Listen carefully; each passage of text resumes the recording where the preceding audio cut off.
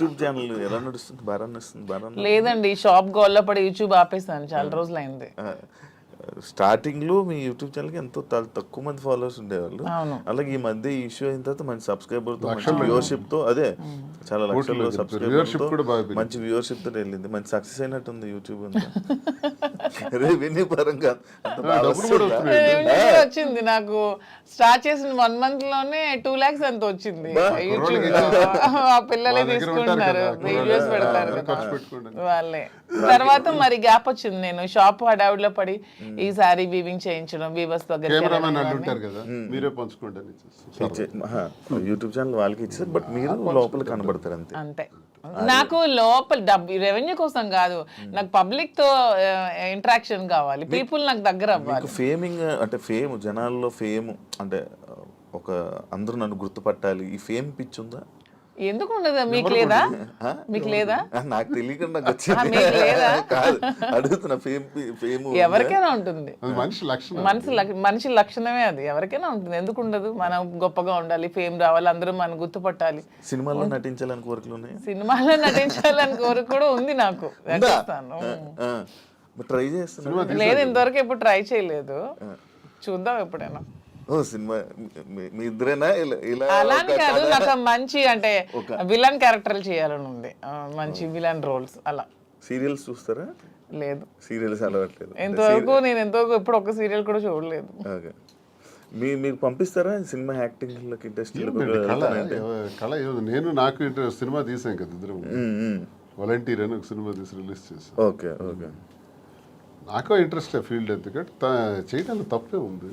అవన్నీ హాబీస్, అవి ఇంట్రెస్ట్స్, తప్పే ఉంది. సార్ ఇది ఈ బొట్టు ఎందుకు సార్ ఇలా పెడతారు? ఇంత అమ్మవారి బొట్టు. ఓకే, అంటే మిమ్మల్ని ఎప్పుడు ఫ్రేమ్ లో చూసినా బొట్టు అలా ఉంటూనే ఉంటది. అసలు నాకు తెలిసి హిందూ సాంప్రదాయ ప్రకారం ప్రతి ఒక్కరు కూడా బొట్టు పెట్టుకోవాలి. అది అబ్బాయిలని అమ్మాయిలు కానీ. మీ మధ్యన ట్రెండ్ ఫాలో అవుతూ మీరు పెట్టుకోరు. శ్రీనివాస్ గారు సాంప్రదాయం పాటిస్తూ పెట్టుకుంటారు. యాక్చువల్ గా మధుర మీనాక్షి అమ్మవారు బొట్టు ఎప్పుడు తెచ్చుకొని పెట్టుకుంటారు. అదే ఉంటాయి సూట్ కేసులో కానీ, కారులో కానీ, ఎక్కడైనా బాక్సులు ఉంటాయి. ఎక్కడైనా సరే అది పెట్టే బయటకు వస్తాయి. ఇంక ఇంట్లో ఉన్నామన్నా జస్ట్ ఉంటుంది లైట్ గా. ఈ బిజినెస్ పెడుతున్నారు, అంత బాగుంది. మళ్ళీ పొలిటికల్ ఎంట్రీ ఏమైనా ఉందా? పొలిటికల్ గా వెళ్తారు? మళ్ళీ పొలిటికల్ ఎంట్రీ ఏంటి? మేము పాలిటిక్స్ లోనే ఉన్నాం, మళ్ళీ ఎంట్రీ ఏంటి? అదే, this is just short break అంతే. ఇప్పుడు నెక్స్ట్ మళ్ళీ శ్రీనివాస్ గారి fire, Madhuri fire, double fire తో వెళ్తాం పాలిటిక్స్ లోకి. జస్ట్ చిన్న బ్రేక్ తీసుకున్నాం అంతే. ఈ బ్రేక్ లో ఏమైనా దూరం అయిపోతారేమో? దేనికి దూరం అయిపోతాం? ఎవరికైనా మేము ప్రజలకు దగ్గరగా ఉన్నాం, ఎవరు మమ్మల్ని ప్రజల నుంచి దూరం చేయలేరు కదా.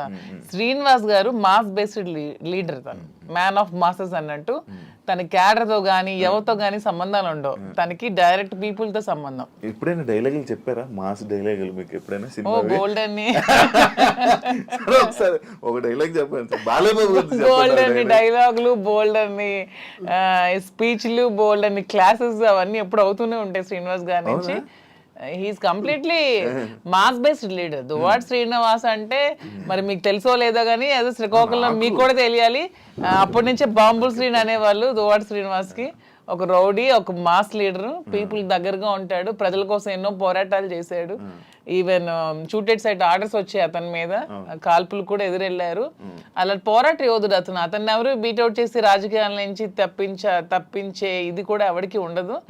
అవన్నీ జస్ట్ ఇది చిన్న బ్రేక్ తీసుకున్నాను.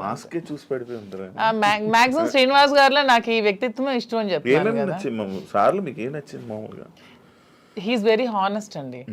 ఎప్పుడు కూడా నాకు తెలిసి ఇంతవరకు నేను ఈ 5 years నేను రాజకీయాలు ఉన్నప్పుడు ఎంతో మంది వచ్చి అతని దగ్గర మేము ఇవి ఇస్తాం, ఎంత డబ్బులు ఇస్తాం, మాకు ఇది చేయండి, మాకు ఇది ఇస్తాం, మీ ట్రాన్స్ఫర్ చేయండి అన్నప్పుడు ఏ రోజు కూడా 1 రూపీ కూడా ఎవరి దగ్గర కూడా ఆశించని వ్యక్తి ఎవరైనా ఉన్నారంటే పాలిటిక్స్ లో దువ్వాడ శ్రీనివాస్ ఒక్కలే. ఈవెన్ కాకరాపల్లి అప్పుడు థర్మల్ పవర్ ప్లాంట్ ఉద్యమంలో కూడా తనకు 20 crores తెచ్చి ఆఫర్ ఇచ్చారు కంపెనీ వాళ్ళు. అది తృణోపాయంగా కాదనుకున్నారు. ఆ టైంలో తీసుకుని ఉంటే ఎలక్షన్లో అప్పుడే గెలిచేవాళ్ళు. అతను అవతల పార్టీ వాళ్ళు తీసుకున్నారు, ఆ చిన్నాడు వాళ్ళు గెలిచారు. ఆ టైంలో 1 రూపీ కూడా లేకుండా ఎలక్షన్లో పార్టిసిపేట్ చేస్తారు. కానీ ఏ రోజు కూడా లంచాలకి ఎప్పుడు కూడా తను తలొగ్గలేదు. దానికి అతీతంగానే పనిచేశారు. చాలా హానెస్ట్గా ఉండి ఎప్పుడు అబద్ధాలు చెప్పరు, స్ట్రైట్ ఫార్వర్డ్.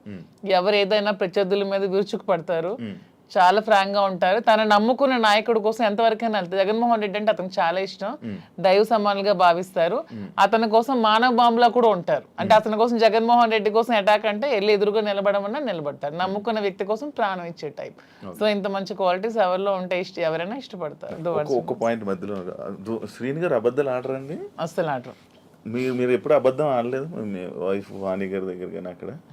నేను అబద్ధం ఎప్పుడు? దేనికి ఆడాలి? అన్ని ఫెయిర్ గానే ఉంటాను నేను. ఓకే. ఆ ఫెయిర్ ఇప్పుడు ఈ విషయాన్ని ఫెయిర్ గా ఉండడం వల్లే ఎక్కువ గొడవలు అయ్యి అర్థం చేసుకోవాలి అతన్ని. ఓకే.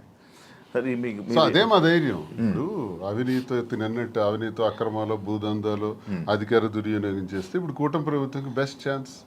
నా మీద అవన్నీ తీయొచ్చు, లోపల ఇయ్యొచ్చు. నేను ఇంత టార్గెట్ చేసి మాట్లాడదాను కదా. ఇంతమంది నాయకుల మీద ఎన్ని ఉంటాయి కానీ ఇతని మీద ఏం ఉండవు, క్లీన్ చిట్ తో ఉంటారు. జరగడానికి వీళ్ళు అవి నేను చేయను, అదే నా ధైర్యం. మీరు అదే ఇందాక మర్చిపోయారు, మీరు ఏం డైలాగ్ ఎప్పుడైనా చెప్పారా మాధురి గారికి?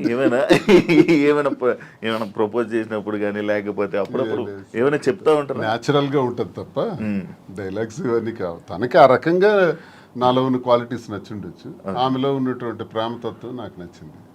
అదే కదా నేను కోల్పోయాను, ఆమె దగ్గర అదే పొందాను. నా కోసం పాపం అన్యాయం అయిపోయింది, ఒంటరి అయిపోయింది, కన్నవారి అత్తవారి దగ్గర మాట పడింది, సమాజంలో చాలా మంది ఏకాకిం చేసేసినారు. ఈ పరిస్థితుల్లో ఏం చేయాలి? నా పిల్లలు బాగానే ఉన్నారు, భార్య అందరూ బాగానే ఉన్నారు, ఆస్తులు రాసేసాను. సో వదిలేద్దామా? మా కోసం త్యాగం చేసిన అమ్మాయికి మేమే రాజకీయాల్లో తీసుకొచ్చి విడిచిపెట్టేస్తే ఒకవేళ ఏదైనా జరిగితే మనసు చిన్నది చేసుకుంటే ఆ పాపం మాకు చుట్టదా? మరి అలా ఉండేటువంటి అమ్మాయికి భరోసాగా నేను నిలబడ్డాను. నిలబడి నేను త్యాగం నేను నిలబడటం గొప్పతనం కాదు, నాలాంటి వాడి కోసం ఆమె నిలబడటం గొప్పతనం. నా జీవితం అంతా కూడా కేసులు, గొడవలు, ఇబ్బందులు, శత్రువర్గాలు చాలా ఎక్కువ. పాలిటిక్స్లో సొంత పార్టీలో కూడా నాకు శత్రువులు ఉన్నారు, సొంత పార్టీలో నా తీరు నచ్చని వాళ్ళు ఉన్నారు. నేను ముక్కుసూటిగా ఉంటాను కాబట్టి ఎవరికి నచ్చదు, నేను ఎవరికి ఖాతరు చేయను. నా వ్యక్తిగత జీవితం నా మైండ్లో ఏదనుకుంటే అదే చేస్తాను. ఇలాంటి విభిన్నమైన కోణాలు కలిగిన వ్యక్తితో తానెందుకు ఈ టార్చర్ భరించాలా? తన త్యాగమా నా త్యాగమా?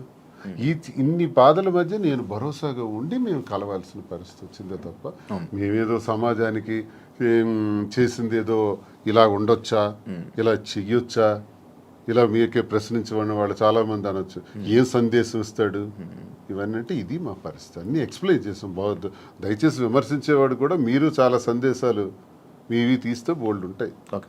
ఇప్పుడు మీ ఇద్దరు పిల్లల్ని మీ ముగ్గురు పిల్లల్ని మేమే చూసుకుంటాం అన్నారు కానీ వాళ్ళు యాక్సెప్ట్ చేస్తారా? మీ దగ్గర మా ధర్మం చేస్తున్నారా? మా ధర్మం మాది. ఇప్పుడు చేసినా చేయకపోయినా వాళ్ళ పిల్లలు ఆల్రెడీ సెటిల్డ్ అండి. ఒక అమ్మాయి, ఇద్దరు అమ్మాయిలు డాక్టర్లు అయిపోయారు. ఒక అమ్మాయికి ఆల్రెడీ మ్యారేజ్ చేస్తారు, ఇంకో అమ్మాయికి మ్యారేజ్ ఉంది. అది కూడా వాణి గారు డబ్బులు అడిగారు, అది కూడా తను ఒప్పుకున్నారు. మ్యారేజ్ చేయడానికి మేము ఫైనాన్షియల్ గా ఇస్తామని చెప్పి అది కూడా ఒప్పుకున్నారు. దాని కూడా నాకు ఏ విధమైన ప్రాబ్లం కూడా లేదు. ఇప్పుడు అందరూ అనుకుంటూ ఉంటారు మాధురి నాశనం చేసింది, మాధురి ఇచ్చేసింది, అది చేసిందని. ఇక్కడ నాశనం అయిపోయింది, కోల్పోయింది ఎవరు? నేను, నా పిల్లలు. ఈ హోల్ చాప్టర్ లో నేను ఇంతవరకు ఎప్పుడు ఎవరి దగ్గర అనలేదు కానీ మీ ఐ డ్రీమ్, నా పిల్లలు కోల్పోయారు కదా లైఫ్ ని. నా పిల్లలు అనాథలు అయిపోలేదా? నా పిల్లలు సమాజంలో ప్రాబ్లమ్స్ ఎదుర్కోరా? Vani already 58 years old, 60 years women. తనకి అన్ని సెటిల్ అయిపోయింది, ఫైనాన్షియల్ గా వెల్ సెటిల్డ్ అయిపోయింది. పిల్లలిద్దరిని పెళ్లిళ్ళు చేసుకుంది, పిల్లలిద్దరు డాక్టర్లు అయిపోయారు. నా పిల్లలు ఇంకా చిన్న 5 years 7 years పిల్లలే. సో ఇందులో కోల్పోయింది ఎవరు? నేను, నా పిల్లలు. అందరూ ఈజీగా అనేవచ్చు ఆస్తులు తీసుకుంది, అవి చేసుకుంది, ఇవి చేసుకుందని. కానీ హోల్ చాప్టర్లో నేను, నా పిల్లలు లాస్ అయ్యాం. ఇందులో లాస్ అయింది శ్రీనివాస్ గారు లాస్ అవ్వలేదు, వాళ్ళ వైఫ్ లాస్ అవ్వలేదు, వాళ్ళ పిల్లలు లాస్ అవ్వలేదు, నా ఫ్యామిలీ, మా హస్బెండ్ వాళ్ళు లాస్ అవ్వలేదు. దీంట్లో నేను, నా పిల్లలు కోల్పోయాం మా జీవితాన్ని. సో ఇది ఎవరు ఏ విధంగానే కామెంట్స్ చేసుకోవచ్చు, కానీ నేను ఓపెన్గా చెప్పాలంటే నా పిల్లలు లాస్ అయ్యారు. సో ఆ పిల్లలు నేను చాలా జాగ్రత్తగా తీసుకుంటూ వాళ్ళు ఉన్నతంగా చదివించుకుంటూ వాళ్ళు ఉన్నతమైన స్థానంలో పెట్టాలన్న ఆలోచనతోనే నేను ఇవన్నీ కష్టపడుతూ చేస్తున్నాను. దీన్ని ఎవరు ఏ విధంగా తీసుకున్నా ఐ డోంట్ కేర్. ఆయన పరువు లాస్ అయ్యారు అని అంటే ఎవరు? శ్రీనివాస్ గారు పరువు ఎక్కడ లాస్ అయింది? శ్రీనివాస్ గారిని ఎవరు అనట్లేదు. ఇప్పుడు మీరే అన్నారు మాధురియే లాక్కుంది, మాధురియే వశీకరణం చేసింది, మాధురియే మందు పట్టింది అంటున్నారు. కానీ శ్రీనివాస్ గారు మాధురిని వశీకరణం చేశాడు, శ్రీనివాస్ మాధురిని మోసం చేశాడు, శ్రీనివాస్ మాధురిని నమ్మబలికాడని ఎవరు అనట్లేదు. ఎప్పుడు పోతుందంటే దేశద్రోహం చేసిన, అవినీతి చేసిన, ఇంకోటికి తాలూకు ఆస్తులు దోచేసిన ఇలాంటివి పొరుగుపోయాం అసలు. ఇది మా పర్సనల్ ఇష్యూ అండి. పర్సనల్ ఇష్యూకి దీనికి సంబంధం ఏంటి? పర్సనల్ ఇష్యూ మా మానసిక సంఘర్షణ వల్ల మేము తీసుకున్న నిర్ణయాలు ఇవి. నన్ను క్యారెక్టర్ అసాసినేషన్ చేశారు, నన్ను పొలిటికల్ గా నన్ను ట్రోల్స్ చేస్తున్నారు, నన్ను కామెంట్స్ చేస్తున్నారు, నన్ను కాంట్రవర్సీలో పెడుతున్నారు, ఎన్ని నెగిటివ్ కామెంట్స్ చేస్తున్నారు, నాది కాని వీడియోస్ నేనని పెడుతున్నారు, నాది కాని వాయిస్లు నావని పెడుతున్నారు, ఏ యాక్సిడెంట్ లో ఎన్ని ఎన్ని ఒకటా రెండా ఈ 6-7 నెలలుగా నా మీద ఎన్ని చేయాలన్నది ఎవ్వరికి ప్రపంచంలో ఏ పని లేదన్నట్టు ఒక్క మాదిరిగా ఉందన్నట్టు నన్నే అటాక్ చేస్తూ, నన్నే ట్రోల్ చేస్తూ, నన్నే సెంటర్ చేస్తూ, నన్నే టార్గెట్ చేస్తూ ఎంత చేయాలో అంత చేస్తున్నారు. నేను ఏ రోజు పోలీస్ స్టేషన్ మెట్లు ఎక్కానని నాకు తెలియదు, పోలీస్ స్టేషన్ చూసానని తెలియదు. ఈ పొలిటికల్ లైఫ్ లోకి వచ్చాక, శ్రీనివాస్ గారి లైఫ్ లోకి వచ్చాక స్టేషన్లకు తీసుకెళ్లి కూర్చోబెట్టారు, ఎన్ని పెట్టారు. సో అన్ని కోల్పోయింది నేను, నా పిల్లలు లాస్ అయ్యాం దీంట్లో. వాణి అని చెప్పొచ్చు ఇంటర్వ్యూల ముందుకు వచ్చి, ఏం కోల్పోయిందో చెప్పమానండి. She's well settled, 58 years 60 years ఆమెకి ఆల్రెడీ తన జీవితం చూసేసింది, లైఫ్ అయిపోయింది, పిల్లలు సెటిల్ అయిపోయారు, హ్యాపీగా ఉంది. తను అదే కోరుకుంది, శ్రీనివాస్ గారి నుంచి దూరంగా వెళ్ళిపోవాలి, నాకు ఇండిపెండెంట్ కావాలని కోరుకుంది. తనకి ఎప్పుడు ఒంటరిగా ఉండటం ఇష్టం, శ్రీనివాస్ గారి దగ్గర బతకడం ఇష్టం. ఎందుకంటే ఆమె ఎప్పుడు కరప్టెడ్, శ్రీనివాస్ గారిని ఎప్పుడు కూడా లంచాలు తీసుకోమని ఫోర్స్ చేస్తుంది, డబ్బు పిచ్చి. ఇతనికి నచ్చదు, అక్కడే మొదలయ్యేది వీళ్ళిద్దరికి గొడవ. ఇతను ఎప్పుడు ఫోర్స్ చేసేది, డబ్బులు తీసుకోండి. శ్రీనివాస్ గారు ఎప్పుడు అలాంటివి చేయరు. ఆమె ఎప్పుడు కరప్టెడ్, ఆమె ఎప్పుడు అది చేస్తుంది. శ్రీనివాస్ గారికి ప్రజా జీవితంలో ఉండడం ఇష్టం, ఆమెకి శ్రీనివాస్ గారిని ప్రజలను దూరం చేసి ఆ పదవుల్ని వాణి పొందడం ఇష్టం. ఇవన్నీ కుదరక వాళ్ళు విడిపోయి ఆమె సెటిల్ అయింది, హ్యాపీగా డైవర్స్ కావాలని. సో ఇక్కడ కోల్పోయింది నేను, నా పిల్లలు మాత్రమే. ఇప్పుడు మీ పిల్లలు మీ దగ్గర ఉన్నారా? నా దగ్గర ఉన్నారు, మీతోనే ఉంటున్నారు. శ్రీనివాస్ గారు ఒక్కొక్కటి ఉంది, మీ గుండెల మీద చేసుకొని చెప్పండి. ఇంటి నుండి బయటకు వచ్చారు కదా, భార్య బిడ్డల్ని మిస్ అవుతున్నాను, లేకపోతే నేను చేస్తుందంతా తప్పు అని ఎప్పుడే మీకు అనిపించలేదా? భార్య అనే వ్యక్తి దగ్గర ఎప్పుడూ నిచ్చెన పోరాటమే. మాకెప్పుడు సుఖం లేదు. నాతో ఉండాలని తను అనుకోవట్లేదు కాబట్టి నేను తనతో ఉండాలని అనుకోవాల్సిన దానిలో అర్థం లేదు. ఇకపోతే పిల్లల్ని ప్రాణప్రదంగా పెంచాం, చదివించాం, నా ధర్మం నేను నిర్వర్తించాను. ఇంకో పాపకు పెళ్ళి ఉంది, అది మేమిద్దరం కలిపి నిర్ణయం తీసుకున్నాం. ఆ పెళ్లికి సంబంధించిన ఏర్పాట్లు కూడా చేయాలని. They are on the platform నా. చెల్లిన రూపాయి అంటారు. ఇద్దరు పిల్లల్ని చెల్లిన రూపాయలని చేశాను. రూపాయి 1000 రూపాయలు అవచ్చు, 1 కోటి రూపాయలు అవచ్చు, ఎంతైనా అవచ్చు, చేసాం. నన్ను వాళ్ళు కోరుకుంటే ఈ పరిస్థితి వచ్చి ఉండేది కాదు. ఇప్పుడు ప్రేమ అన్నదే మనిషిని దగ్గర చేస్తుంది. నేను అనుకుంటే అయిపోదు. ఇంటికి తాళం వేసిన రోజు నేను అదే ఆలోచించాను. ఇంటికి తాళం వేసి 10 రోజులు నాకు కనీసం అవకాశం లేకుండా చేశారు. ఇప్పుడు నేను ఇంటికి తాళాలు తలుపులు విరగొట్టుకుని వెళ్ళొచ్చు. ఇల్లు ఏం చేయాలి? ఎక్కడ కూర్చోమంటారు? ఆత్మాభిమానం చంపుకొని ఆ ఇంట్లో ఎలా ఉండమంటారు? అప్పుడు ఇంతకాలం 28 సంవత్సరాలు నేను వాళ్ళకి ఒక భర్తగా, ఒక తండ్రిగా చేసిన కృషి అంతా కూడా నేలపాలు చేసేసినారు. ఇంక నేను ఇల్లు ఏం చేయాలి? ఇంటికి ఇంక నాకు ఎందుకు బాధ ఉంటుంది? గుడ్డమే చేసుకుని చెప్తాను. పిల్లల మీద ఎందుకు ఉంటుంది మరి? ఆలైనా ఆలోచించారా నా గురించి? అమ్మ ఒకటే నాన్న ఒకటే అనుకోవాలి, ఆలోచించారా? కాదు, ఒక భార్యని అనే వర్డ్ ఏదైతే ఉందో బూతు, భార్య పిల్లల్ని అలా అందరి ముందు, మీడియా ముందు అలా అనడం కరెక్టా? ఎవరన్నారు? మీరు వాడారు కదా ఇప్పుడు, అప్పుడే ఆ గొడవలు అవుతున్నప్పుడు ఏదో కన్స్ట్రక్షన్. అదే రాంగ్ పోర్ట్రేట్ చేశారు. నేను పలాసలో ఉన్నాను. పలాస నుంచి ఇంటికి వచ్చి నాకు తెలిసింది ఏంటంటే ఇంటి మీదకి దాడి చేశారని. ఇంకా టెక్కలు వచ్చేలోపు 27 కిలోమీటర్లు టెక్కలు వచ్చేలోపే ఇంటి దగ్గరకు వచ్చి బ్లేడ్లు, అవి టాటా డోర్స్, స్టీల్ డోర్స్, వాటిని పవర్ బ్లేడ్స్ పెట్టి కట్ చేసేసి ఇంటి మెయిన్ డోర్ కూడా కట్ చేస్తున్నారు. ఎగ్జాక్ట్ నేను ఆ ప్లేస్లో అప్పుడే వెళ్ళాను. నా కొడకల్లారా, నా ఇంటిని ఎవడో వెధవులు వచ్చి కట్ చేస్తుంటే, ఇప్పుడు మీ ఇంటి మీద నేను ఒక రాయిసిరాను అనుకోండి, ఫస్ట్ మీకు కోపం వస్తుంది. కోపం వచ్చి నా మీద రియాక్ట్ అవుతారు, తర్వాత మిగతా విషయాలు చూస్తాం. ఆ రియాక్షన్లో భాగంగానే నేను వెంటనే అన్నాను అని ఒక కర్ర తీశాను. కర్ర తీసి ఆ కోపంతో ఉద్రేకం అయిపోయాను. నా గేట్ సరిగ్గొట్టేసినారు, ఇంక మెయిన్ డోర్ కట్ చేస్తున్నప్పుడు ఆ ఊగిపోయి ఆ కోపంతో నేను కర్ర తీసి ఇంకా ముందుకు పోతున్నప్పటికీ పిల్లలు వైఫ్ వెంటనే నేలకేసి కొట్టాను. వీడియో మీరు అబ్జర్వ్ చేయండి. అది నేలకేసి కొట్టి 30 రోజుల పాటు లోపల మేడ మీదే ఉన్నాను. మళ్ళీ బయటకు రాల 30 days. ఎందుకు నేలకేసి కొట్టాలి? ఆ వీడియోలో నేను ఆ ఎల్లని పదం వాడింది ఆ ఇంటి మీద కట్ చేయడానికి వచ్చే వాళ్ళ మీద, వీళ్ళ మీద కాదు. కానీ వాళ్ళ మీదకి నేను వెళ్తుంటే వీళ్ళు ఎదురుగా వచ్చారు. వచ్చినప్పుడు నేలకేసి కొట్టాను. నేలకేసి కొట్టింది కూడా మీరు చూడండి వీడియోలో. ఎందుకు నేలకేసి కొట్టాలి? పైకి తీసింది, పైకి తీసిన కర్ర ఎవరికైనా తగలాలి, ఏదో జరగాలి, తగలలేదే, నేలకెందుకు కొట్టాను? దాని అర్థం వాళ్ళు ఎదురుగా వచ్చారు కాబట్టి, చా వీళ్ళు మళ్ళీ ఎదురుగా వస్తున్నారు, నేలకేసి కొట్టేశారు. ఆ బాధ వాళ్ళ మీద ఉండే ప్రేమాభిమానాలతోనే నేలకు కొట్టాను. లేకపోతే కర్ర పైకి లేచి ఉండేది. 4 రోజులు నరకమే అనిపించాను ఇంట్లో. రోజుకి 2 ఇడ్లీలు తిని బతికిన రోజులు కూడా ఉన్నాయి. ఎవరు చూస్తారు? ఇంటి దగ్గర ఇళ్ళే సరెండర్ చేసి అచ్చెన్నాయుడు సహాయంతో చుట్టూ పోలీసులుండి ఓడిపోయానని నాకు చేసిన హింసకు ఇవన్నీ అవసరమా అండి? ఆ రోజు ఎక్కడి నుంచి పోవాలి, ఎక్కడున్నా పర్వాలేదు, లుంగీ షర్ట్ గాడు ఇన్ని విమర్శించిన ఆమె ఆఖరిలో ఒక మాట మార్చింది, ఆయన ప్రాణానికి ప్రమాదం ఉందని. మరి ప్రాణానికి ప్రమాదం ఉన్నప్పుడు ఇప్పుడు 4 నెలలు అవుతుంది, నేను ఎక్కడున్నాను చూస్తున్నాను. మరి ఇప్పుడు ప్రాణానికి ప్రమాదం లేదా? ఇంటికి తాళం వేసావు కదా, తాళం వేసి ఈ రోజుకి సుమారు 2 ఏళ్ళు పైన అయిపోయింది కదా, ఇప్పుడు నా ప్రాణానికి ప్రమాదం లేదా?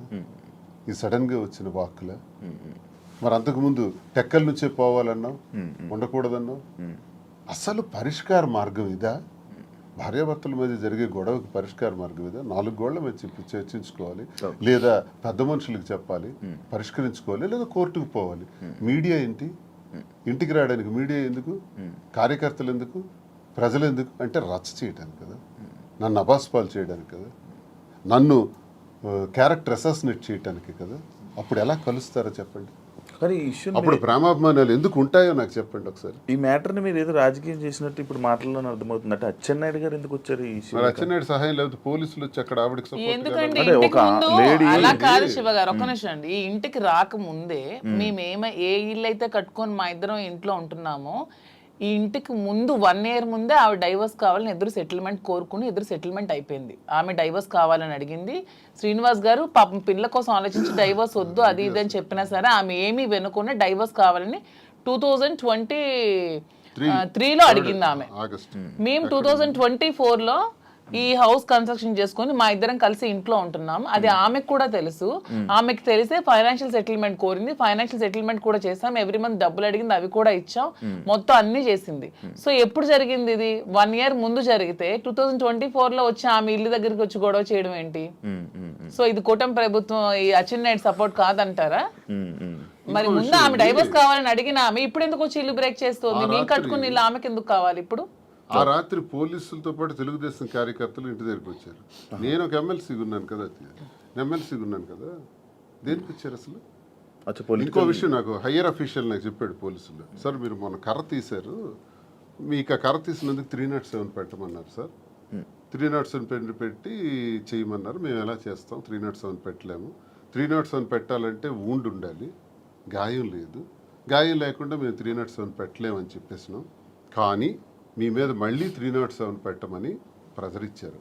మళ్ళీ same situation second time repeat అయితే 307 మీ మీద పెట్టక తప్పదు, మీరు జైలుకి వెళ్ళక తప్పదు. ఎందుకు ఈ మాట అన్నారో తెలుసా?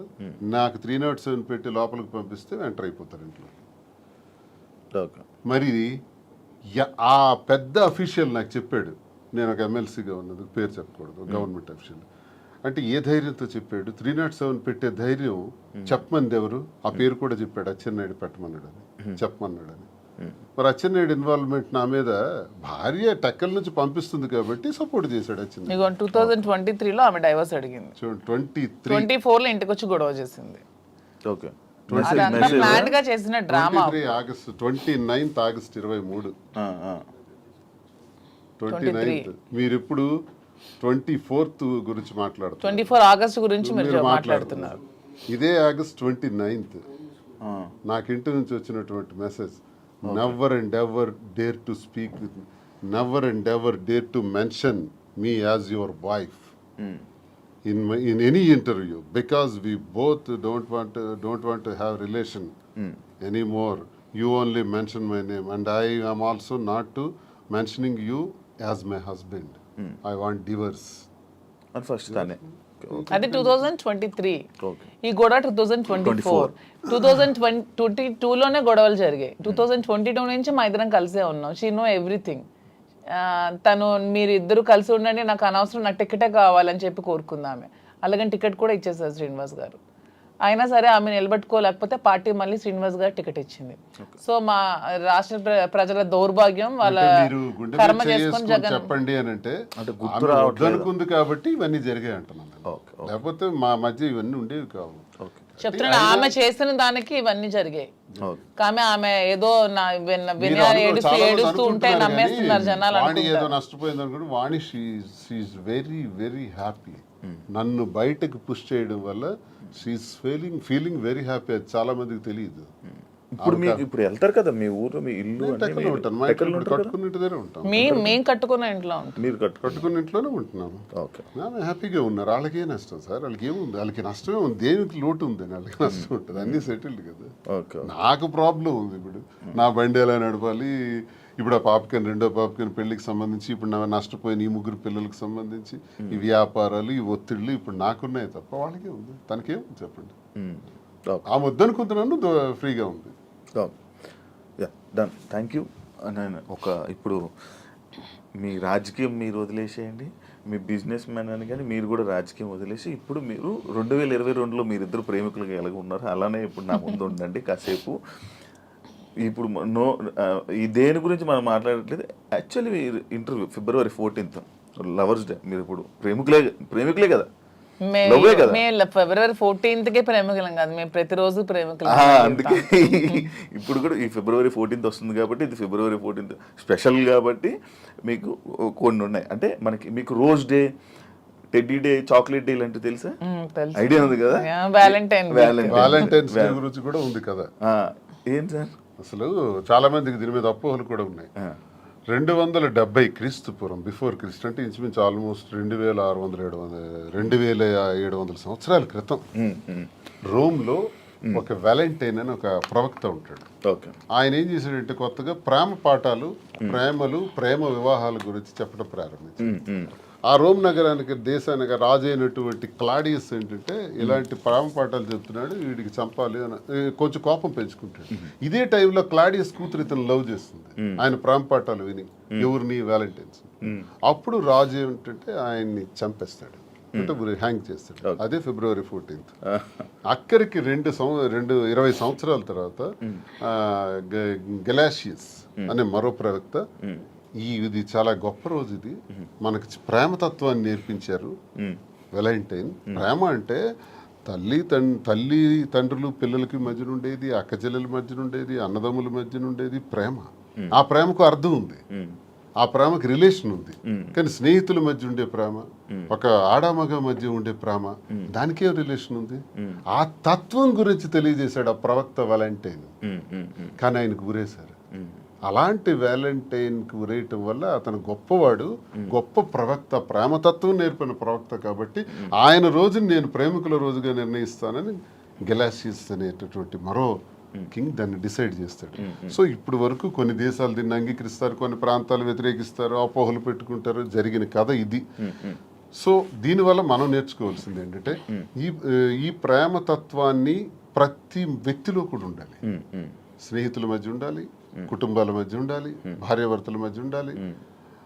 ఆ ప్రేమతత్వం ద్వారా మేము ఈరోజు ప్రేమతోనే ఇంతవరకు వచ్చాం కాబట్టి, ప్రేమతోనే ఉంటున్నాం కాబట్టి, వాస్తవమైన మాటలు నా మనసులో ఉండేది నేను ఆమెకు చెప్పాలి, ఆమె నాకు చెప్పాలి, చెబుతూ అందరూ ఇలాగే ఉండాలి, ప్రేమతో ఉండాలి. ప్రేమతో ఉంటే దేశాలే గెలవచ్చు, ఏ జయాలను పొందొచ్చు. రాజ్యాలే ప్రేమ లేకపోతే రాజ్యాలు కోల్పోతాం, ప్రేమ ఉంటే రాజ్యాలే గెలవచ్చు. ఒక్క మాటతో, ప్రేమపూరితమైన మాటతో అన్నీ గెలవచ్చు. కాబట్టి ప్రేమతత్వాన్ని పెంచుకోవాలని వ్యాలంటైన్స్ డే చెప్పిన ఈ రోజుని ఒక 10 రోజుల పండగగా, 5 రోజుల పండగగా, 3 రోజుల పండగగా చేసుకుంటారు. అదే మీరు ఇప్పుడు చెప్పిన టెడ్డీ అని. ఈ ప్రేమ గురించి ఎప్పుడు తెలుసుకున్నారు? అంటే చదువుకున్నారా? లిటరేచర్ కదా బేసికల్ గా. నేను MA English literature and law student. ఇవన్నీ చదువుకోవాలి. మహాభారతం చదివాను, రామాయణం చదివాను, భాగవతం చదివాను. అవన్నీ నేను చదువుకున్నాను, అంటే అచ్చ తెలుగులో. నేనేం పండితులు కాదు, సాంస్క్రిట్ అవన్నీ నాకు రాదు, కానీ అచ్చ తెలుగులో నేర్చుకున్నాను, అర్థం తెలుసు. ఓకే, ఈ ప్రేమ గురించి కూడా అలాగే తెలిసింది, కానీ మాధురి గారి గురించి స్పెషల్ గా ఏంటి మా ప్రేమ అని చెప్పి ఏమైనా చదవడం అంటే దీని గురించి నేను చెప్పేది వ్యాలంటైన్స్ డే సందర్భంగా ప్రేమతత్వం గురించి అర్థం ఏంటో నేను చదివింది, నేను అర్థం చేసుకుంది, నా చిన్న బ్రెయిన్ కి అర్థమయ్యేది మీకు తెలియజేశాను. మీరే మీ ప్రేమ గురించి మీరు ఎలా వర్ణించాలనుకుంటున్నారు? అంటే శ్రీనివాస్ గారి మీద నాకున్న ప్రేమ గురించి, మా ప్రేమ వర్ణించడానికి మాటలు సరే అగ్నిలా